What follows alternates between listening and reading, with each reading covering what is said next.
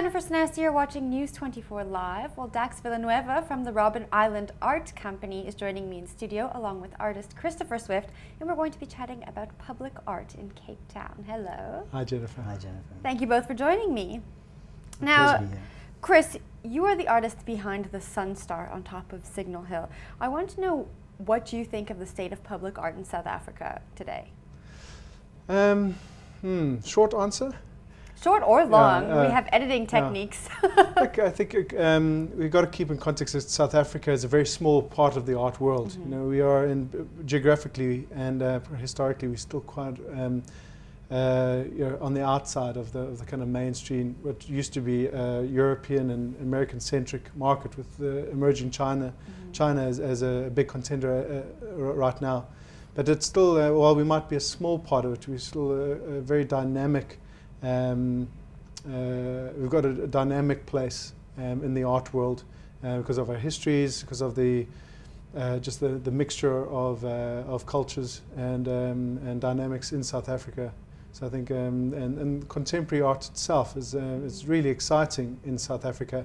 If the first world will let us be in the contemporary art space, there's a pervasive idea to keep us with this notion of Africa as the big five and loincloth, that there's still that kind of sense of Africa instead of a 21st century Africa. Now, Dax, tell me about your involvement in the Robben Island Art Company.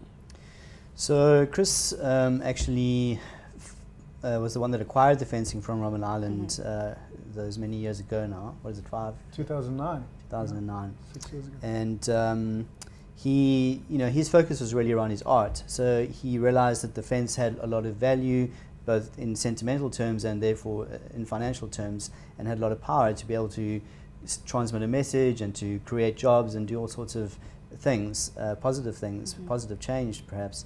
So he got myself and another friend of ours, David Little, to be involved in kind of setting up something to look after the fence, make sure that it's properly stored and monitored and used for the right purposes. So that's how I got involved. So what's happening with the fence now? I know that pieces of the fence are all over. There's jewelry being made out of some pieces of it. I know Liesel van der Westhuizen is very proud of it. Every time we see her, she's wearing her fence jewelry. Where are all the pieces of the fence right now? So the fence is used for various things. At the moment, you obviously know that some of it is in the Sun Star and up on Signal Hill, and there's a whole lot of other pieces that are being used in artworks around the place, mostly obviously locally and some other places as well. And then we have distributors that we work with who will add value to the fence and create various things. So Charmaine Taylor of Legacy Collection has created this jewelry range, and it's really beautiful and a lovely way of carrying the fence and that positive story around with you, sharing it with people. So we're very proud of that.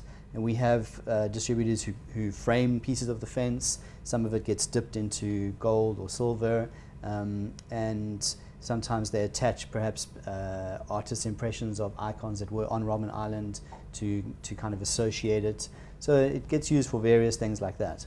That's great. Now, Chris, tell us about why you used the fence in the Sun Star. Well, look, it was part of my interest in recycling. We're looking at former objects, or objects that have in some sense lost their value or their perception of value. And then as an artist, I'm able to kind of work with that, reinvent it, turn it into an artwork, and the very same material can now be seen from a different point of view, and perhaps there's a kind of a value perception that is created within that. The way that I'm able to intervene with recycling and then turn it into an artwork, for instance, is really a metaphor for a lot of our recycling, a lot of things that we think are waste. And one of the key points I'm trying to make in this is our human capital, the people of South Africa, for instance, the people of Africa. I think we've one of our greatest kind of untapped potential is in the people of South Africa. Now, is there any sentimental meaning behind using the fence from Robben Island in the Sun Star? Yeah, absolutely. I think it's one of those. Look, I often have this question, and I wonder whether I found the material or if the material found me. So in a way, I'm just really a pawn in this material finding its way to a market, or finding its way to a gallery, or finding its way into conversation. There's obviously an attachment to the material. It's one of those special materials that is really just a conduit or a punctum into a whole conversation, a whole huge history in South Africa, that can never be distilled by one artifact.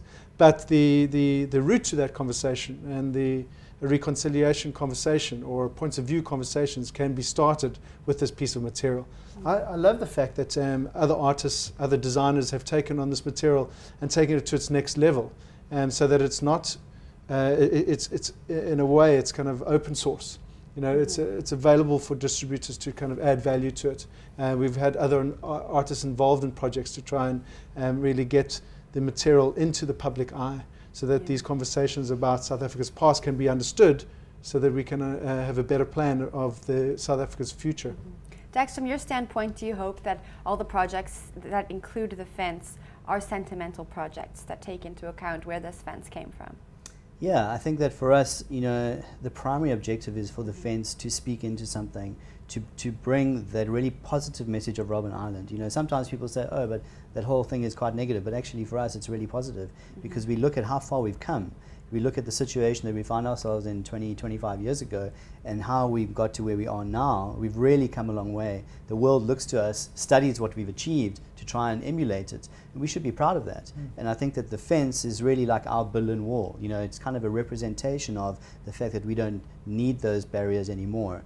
And so it's really... Well, we never needed them. Well, we should never have had them. Yeah. It's just, as Chris said, it starts that conversation. It's just a reminder and something that should be celebrated.